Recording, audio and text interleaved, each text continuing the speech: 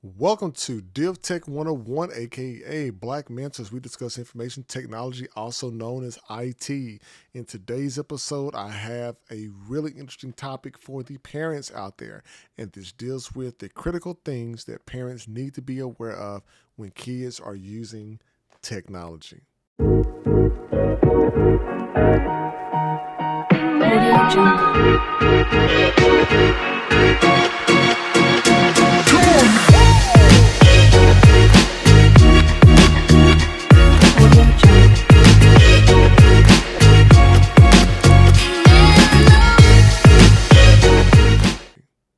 Now, in today's episode, it's going to be 5 different points that I'm going to go over. We're going to talk about cyberbullying. We're going to talk about online predators, inappropriate content, screen time, and last but not least, privacy and security. Now, parents, I'm sure most of you are used to seeing these devices right here. This is the Amazon Fire tablet that I have.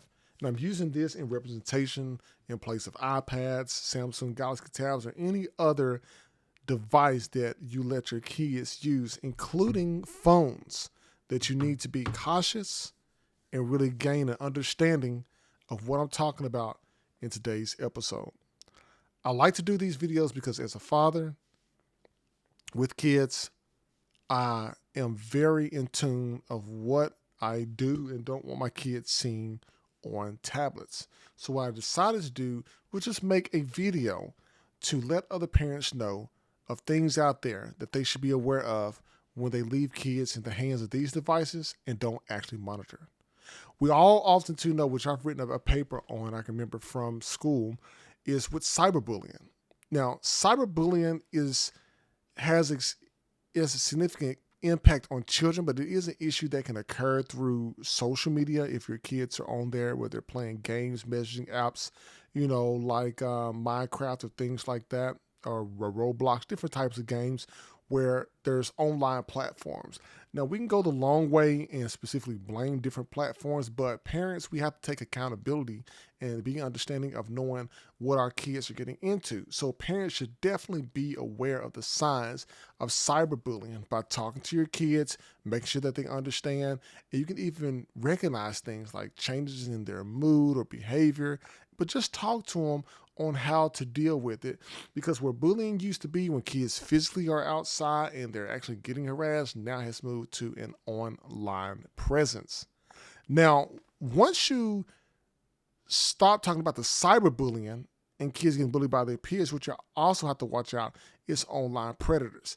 Yes, online predators can access these devices and they use social media and other online platforms to target children. If you can look at some of the cases that have been brought up with Roblox and the things that they had going on there with adults being on a platform on there talking and messaging and playing with kids on that online platform. So parents, once again, you have to monitor your child's online activity and teach them that they should never, ever, ever, ever share personal information. How many times have you looked at an infomercial when you as a parent have been looking and watching your favorite YouTube content?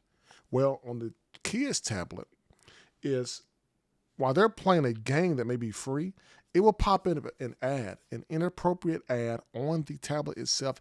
And the crazy part about it is there's like a little white X that will only show up about 10 to 30 seconds after the kid is watching it. And if that kid is young and don't know, they're not going to know to click the X to get out of it. And that's why I'm bringing up this video, because I've experienced that and have actually talked to mine about, hey, this is what you need to do when you see this. But we're also there in the room watching them as they're going through this. Now, also with never sharing information with online predators, parents, you have to also keep an eye out for inappropriate content. This is one of the biggest things because the internet contains so much information and so much and a vast amount of inappropriate content that it includes violence, is definitely sexual, it's definitely extremist material, and you should definitely use parental controls and content filters to try and limit as much information that you can with your kids from accessing that type of material on these type of devices right here. Now, Also, keep in mind, parents, that things are and will go and slip through the cracks with commercials, infomercials that may come up trying to get your kids to actually click on it. And the second that they hit that button is when advertisers actually start to feeding more information to that. So what you want to do is definitely make sure that you monitor the child's activity, monitor the type of games that they're downloading, and even sometimes, too, parents, you may have to go the extra mile to actually buy the paid version of the game versus using the free version, which is embedded with oftentimes inappropriate apps. Now, if you watched some of my other videos before, I talked a lot about screen time, and screen time is when your kids are spending too much time on electronic devices themselves. And that right there can oftentimes have negative effects on the children's physical and mental aspect. And so you have to watch out if it tends to change their mental health. That can include like obesity. They can include like poor sleeping habits with the kid not wanting to go to sleep because they're so excited about playing these games. Also can lead to anxiety as well.